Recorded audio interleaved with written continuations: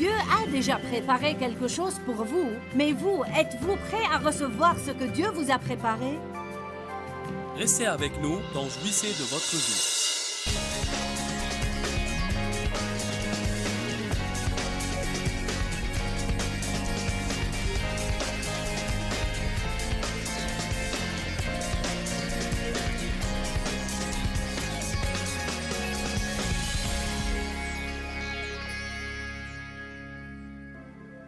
Êtes-vous prêt pour ce que Dieu vous a préparé?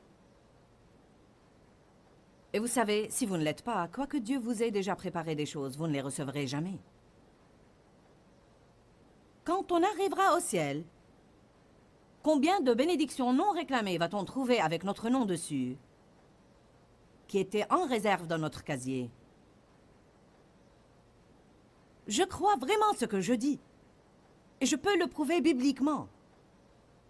Quand Dieu a posé les fondements de la terre, et même avant même qu'on ait existé dans le sein maternel, comme Dieu voit la fin dès le commencement, et qu'il sait ce qu'est sa volonté pour chacun de nous, Dieu a des bénédictions incroyablement merveilleuses, formidables et radicales. Bénédiction de circonstances, bénédiction d'accointance. Toute bénédiction n'est pas forcément une bénédiction financière. Et bien sûr, des bénédictions financières. Et non seulement bénédictions, mais faveurs. Savez-vous comme c'est merveilleux d'avoir la faveur?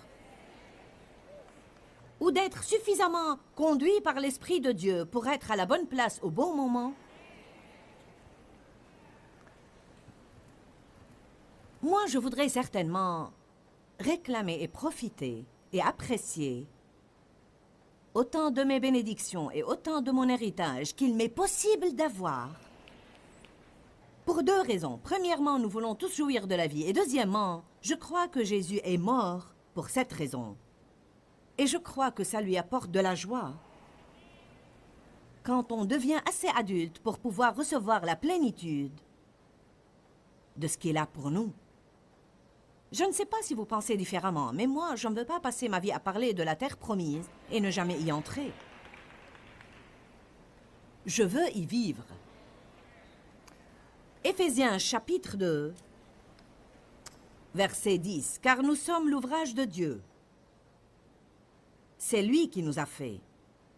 Nous avons été récréés, nés de nouveau, en Jésus-Christ, pour les bonnes œuvres que Dieu a prédestinées et préparées d'avance afin que nous les pratiquions, que nous suivions les chemins qu'il a préparés d'avance pour que nous nous y engagions et nous vivions la bonne vie qu'il a arrangée au préalable et a préparée pour nous.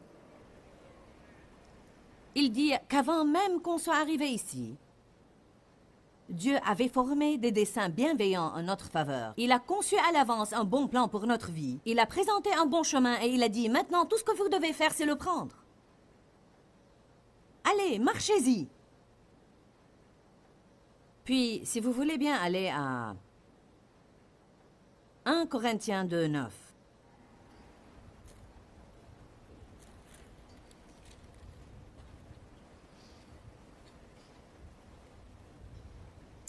Dans une certaine mesure, recevoir. Je voudrais éclaircir ce point avant de lire ce verset. Recevoir la plénitude de votre héritage, c'est en partie croire. En fait, le verbe croire signifie recevoir et le verbe recevoir signifie croire. Pour être très franche avec vous, on a toujours jusqu'à présent beaucoup de problèmes avec ce qu'on croit. C'est tellement difficile de ne pas croire ce qu'on voit devant nous.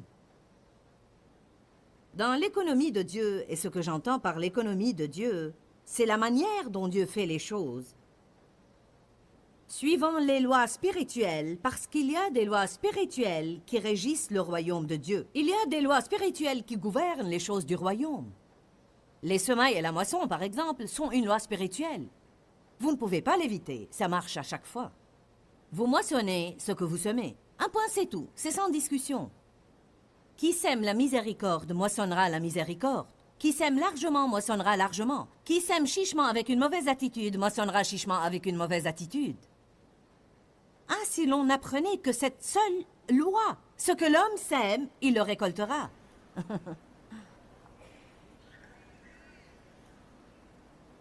Mais dans l'économie de Dieu, on doit toujours croire ou apercevoir quelque chose dans l'esprit avant de le voir s'accomplir dans le naturel. Que recèle l'avenir? Pour demain, qu'est-ce que l'avenir nous réserve? Alors je dois vous demander, bon, que voyez-vous? Certains ne voient rien. Je vais vous dire quelque chose. Travailler dans le domaine de l'esprit et retirer des choses de l'esprit par la foi, c'est une sorte de travail. C'est un travail spirituel, mais ce travail est du genre qui exige un effort. Un effort spirituel. La prière demande un effort. Utiliser son imagination pour des saintes choses demande un effort. Ne faites aucun effort pour que votre imagination aille dans une mauvaise direction. Mais Dieu nous a donné cette imagination pour un but saint. Cela sera le sujet de mon enseignement pour demain. Oh mon Dieu! On doit examiner ce que l'on croit encore et encore. Qu'est-ce que je crois? À quoi je m'attends? Qu'est-ce que je pense? Qu'est-ce que je recherche? J'aime beaucoup Romains, chapitre 15, verset 13. Il dit que la joie et la paix se trouvent dans la foi. Si ma croyance est correcte, je serai en paix. Si ma foi est exacte, j'aurai la joie. Recevoir en partie, c'est croire. Vision, espérance, foi, désir, toutes ces choses font partie indispensable de recevoir. Si vous n'avez aucune vision, vous n'allez rien recevoir. Je pense que c'était hier soir ou ce matin que je vous ai dit comment j'avais pris ce sceau de la foi selon Éphésiens 3:20 qui dit « Dieu peut faire au-delà, infiniment au-delà, de tout ce que nous pourrons jamais oser espérer, demander ou imaginer. » Vous devez espérer avec hardiesse, prier des prières audacieuses et avoir foi pour de grandes choses. Je préfère avoir foi pour beaucoup et n'en recevoir qu'une partie, que d'avoir foi pour rien et en obtenir le tout.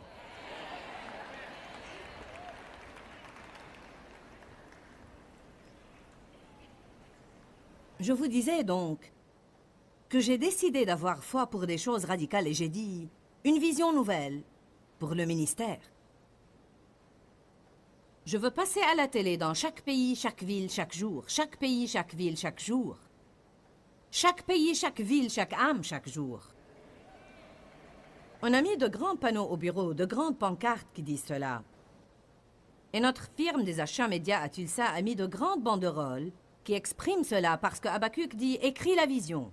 Écris-la clairement et donne-en l'explication pour que tout le monde puisse la voir. Oh, chaque pays, chaque ville, chaque jour. » Alléluia.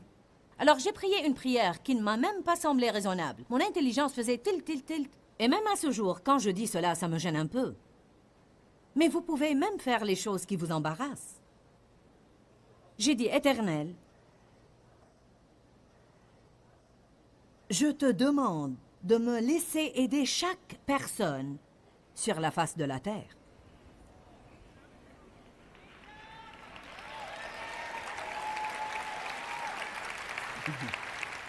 Voyez maintenant, certains diraient « Hé, pour qui tu te prends ?» Absolument personne.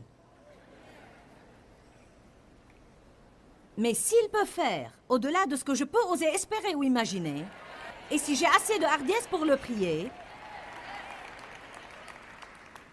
comment est-il possible qu'une seule personne fasse cela? Eh bien, si ça va être fait, c'est à travers les médias.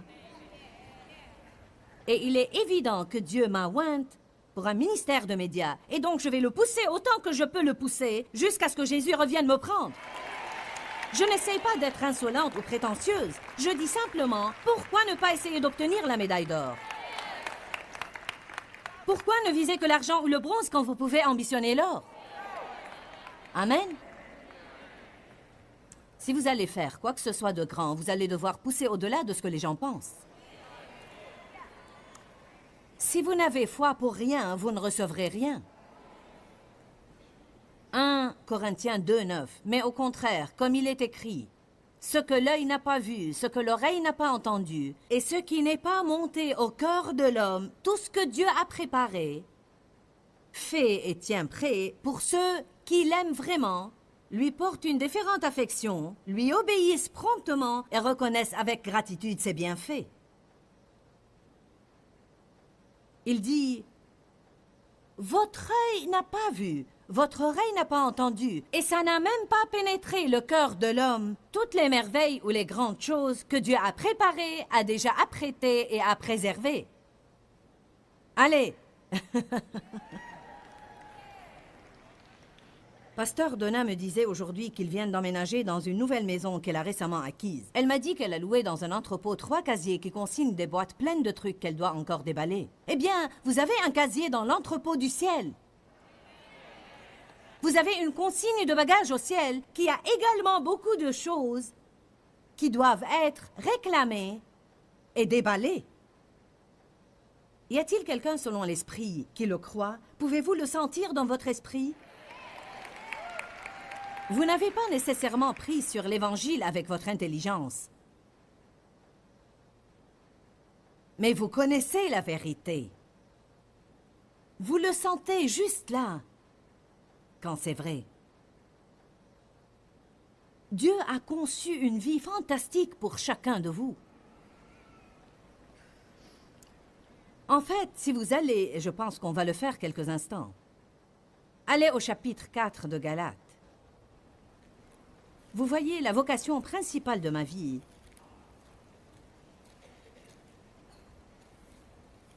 est vraiment d'aider les croyants. On me désigne comme évangéliste parce que les gens appellent tous ceux qui voyagent par ce nom ministériel. Mais le don que j'ai réellement, un don très prononcé n'est pas celui d'un évangéliste, bien que beaucoup de personnes naissent de nouveau par suite de notre ministère, et j'en suis éternellement reconnaissante. Mon appel est plutôt aux croyants pour leur apprendre à grandir et à devenir adultes, pour qu'ils saisissent ce que Jésus est mort pour leur donner. Voilà pourquoi c'est vous que j'ai à cœur. Ça me brise le cœur de voir des gens vivre dans la pauvreté quand elles peuvent avoir la prospérité. Ça me fait de la peine de voir les gens passer leur vie déprimés quand la joie leur est aisément disponible. On a besoin d'instruction.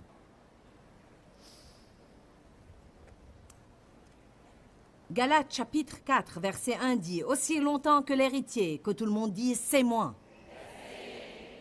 Aussi longtemps que l'héritier ou l'héritière est enfant et est mineur, il ne diffère en rien d'un esclave, quoiqu'il soit le maître de tout le domaine.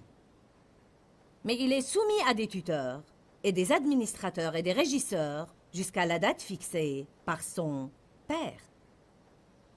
Bon, on peut expliquer ces versets de plusieurs manières, mais ce que Dieu m'a montré il y a longtemps, c'est que l'Esprit Saint est comme le régisseur. Jésus a dit quand il est parti, j'enverrai l'Esprit Saint pour me représenter, pour être à ma place, et il vous enseignera la vérité. Il vous conduira dans la vérité, il vous rappellera ce que j'ai dit, et il transférera en votre nom, c'est ce que l'Écriture dit dans Jean 16, tout ce que le Père possède. Jésus dit, tout ce que possède mon Père est à moi. Et le Saint-Esprit vous le transférera et il sera vôtre. Donc, tout ce que Dieu possède, Jésus est mort et s'est tenu à la brèche pour pouvoir le recevoir du Père, étant le sacrifice parfait, et puis nous le donner par sa grâce et miséricorde, alors que nous faisons deux choses. Non seulement y avoir foi, mais aussi nous y préparer. Dieu a déjà préparé quelque chose pour vous, mais vous, êtes-vous prêt à recevoir ce que Dieu vous a préparé? Il dit, un héritier ou une héritière peut légalement être maître de toute la propriété et malgré cela, dans sa vie concrète, ne différer en rien d'un esclave tant qu'il est enfant. Exemple pratique. Tous nos enfants ont maintenant atteint la majorité et recevront une part égale de tout argent ou propriété que nous laisserons. Mais notre plus jeune fils n'avait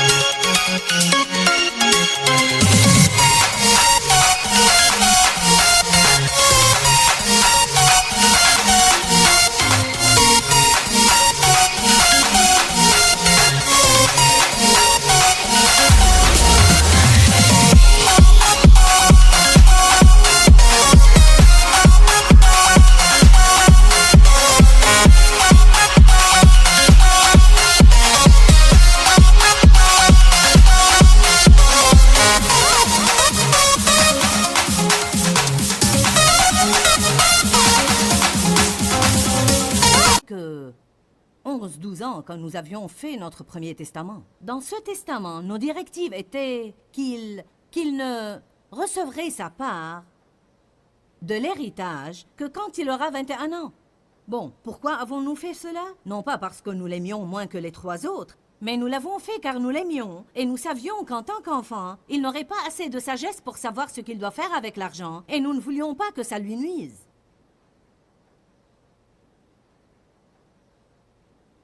De même, Dieu a également un héritage pour nous tous.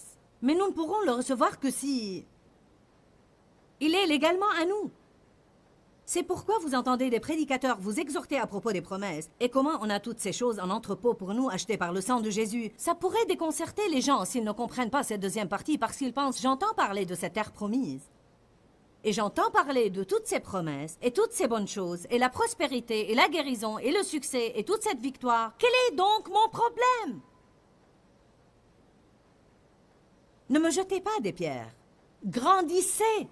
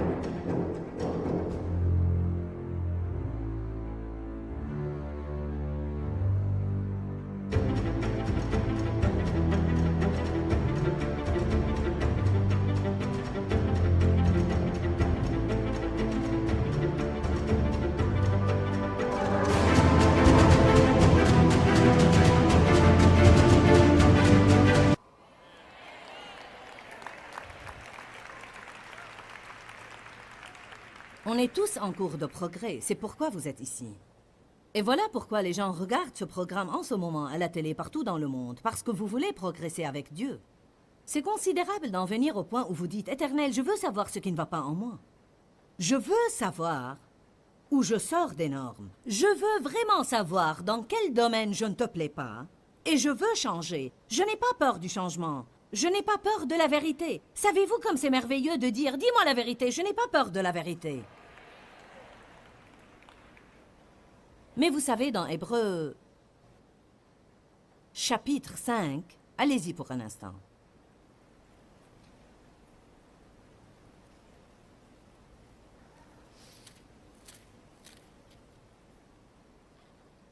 Dans Hébreux, chapitre 5, à commencer par le verset 12, Paul dit à ses croyants remplis du Saint-Esprit, baptisés dans le Saint-Esprit et qui opèrent dans ses dons, il leur dit, « Vous qui depuis longtemps devriez enseigner les autres, vous avez encore besoin qu'on vous enseigne les principes élémentaires des paroles de Dieu. Vous en êtes venus à avoir besoin de lait et non de nourriture solide. Les bébés ont besoin de lait. Tout le monde ne peut pas digérer la nourriture solide. Certains, si vous essayez de leur donner de la viande, ils vous la crachent. Or, quiconque en est encore au lait, ceux-ci sont ceux qui ne peuvent pas supporter une parole solide. Une parole solide est une vérité qui vous convainc. Une parole solide est une vérité qui a quelque chose à dire sur votre comportement, et non simplement sur les bénédictions qui vous sont entreposées. Il dit « Quiconque en est encore au lait, quiconque ne peut se nourrir que de lait, n'a évidemment pas l'expérience et ne peut goûter la doctrine de justice. » Qu'est-ce que ça veut dire? Ils ne savent pas qui ils sont en Christ. Ceux qui ne savent pas qui ils sont en Christ sont insécurisés. À ces personnes qui manquent d'assurance, vous ne pouvez pas dire la vérité parce qu'elles se sentent déjà si mal à propos d'elles-mêmes. Si vous essayez de leur montrer la vérité au sujet de quoi que ce soit dans leur comportement qui doit changer, ça ne fait qu'augmenter leur sentiment d'insécurité. Afin de recevoir la vérité, afin de recevoir correction de la parole de Dieu, vous devez savoir qui vous êtes en Christ et vous devez savoir séparer qui vous êtes de ce que vous faites.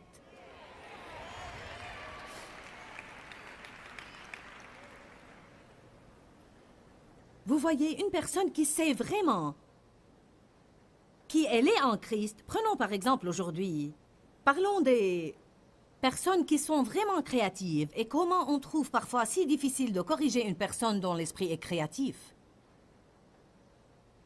Parfois, les gens qui sont très créatifs sont également très sensibles.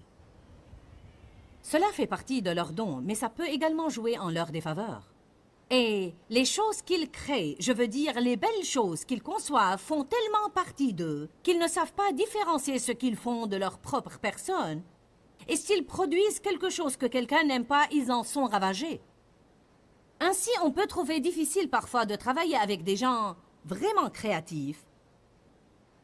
Parce que si j'ai employé une équipe de personnes créatives dans les domaines de l'art, les médias, le marketing et la télé, je les ai engagés pour me fournir quelque chose qui me plaît, et non pas ce qu'ils apprécient. Ainsi, s'ils me montrent quelque chose qu'ils aiment, ça peut être très bon, ça n'a peut-être absolument aucun problème. Mais si ce n'est pas à mon goût et je veux qu'ils le changent...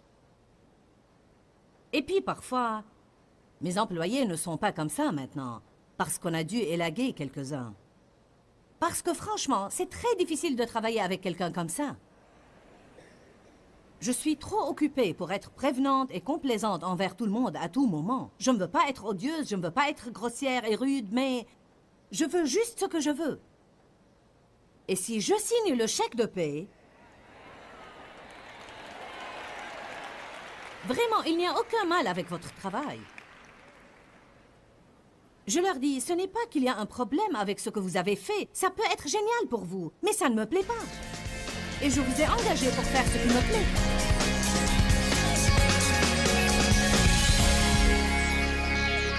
Eh bien, êtes-vous prêts pour tout ce que Dieu a préparé pour vous? C'est une question qu'on a tous besoin de nous poser, parce que je crois vraiment que Dieu a de merveilleuses choses prévues pour votre avenir. Mais peut-être que vous devez vous préparer pour cela maintenant. Est-ce que Dieu est en train d'agir sur vous? La Bible nous dit qu'on doit grandir en Dieu, on doit devenir adulte. On doit faire mourir les convoitises de la chair et nous préparer pour ce que Jésus est mort pour nous offrir. Il veut que nous jouissions de nos vies et on doit réclamer le plus possible de cet héritage qui est le nôtre. Je vous encourage aujourd'hui à faire que ce temps dans votre vie soit un temps de préparation pour ce que Dieu a conçu pour vous à l'avenir. Que recèle votre avenir? Votre avenir comprend de grandes choses. Je crois que l'avenir de chaque personne renferme de grandes choses, mais si vous ne vous préparez pas pour ces choses-là, quand le temps viendra où Dieu voudra les libérer dans votre vie, il devra vous passer outre parce que vous n'avez pas fait ce que Dieu vous a dit de faire quand il vous a dit de le faire. Croyez-moi, l'obéissance est très importante, et non seulement l'obéissance partielle, mais l'obéissance complète. Pourquoi, Seigneur, pourquoi? Dans ce livret, Joyce Meyer nous enseigne à travers la parole comment être délivré de la confusion. Pour obtenir ce livret gratuitement, écrivez-nous à Joyce Meyer, boîte postale 40095-6300 Larnaca, Chypre. Ou bien visitez notre site web www.joycemeyer.org/fr.